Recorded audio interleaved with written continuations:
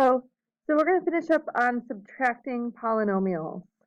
So number 7 here is subtraction in between the two signs. And what that means is you are subtracting everything that comes after the minus sign in parentheses. So what we're going to do is we're going to rewrite everything in parentheses here as the negative of what it is. So we have a negative 11x to the third, positive 6x squared, negative 2x, and a positive 4.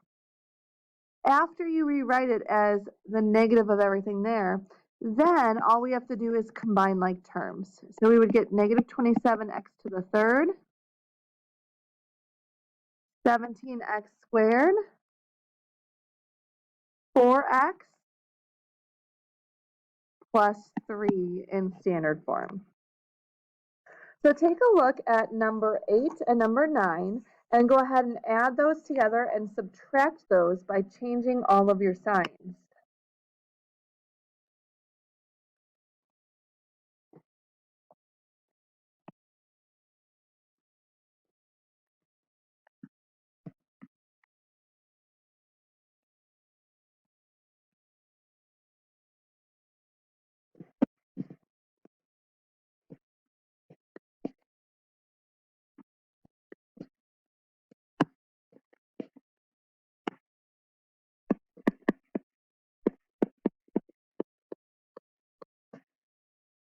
Okay, so we get 5y to the fourth plus 2y squared plus x squared plus 2 for number 8, and 7x to the third minus 10x squared minus 13x plus 2.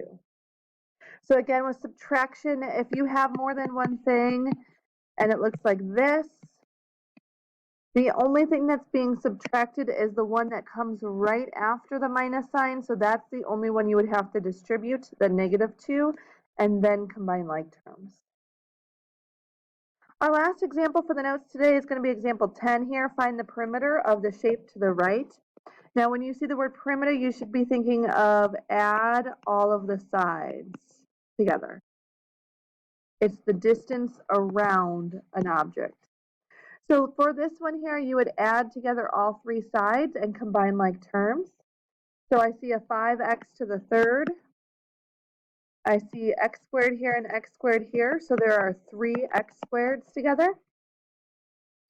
I see an x minus 4x, so 1 minus 1, those two cancel out, so we have minus 4x,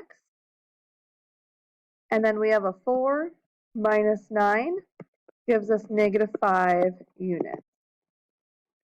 So perimeter means add everything together. So thank you very much for listening. You don't have to do the rest of the notes at all. You can feel free to then move on to your homework assignment. Have a great day.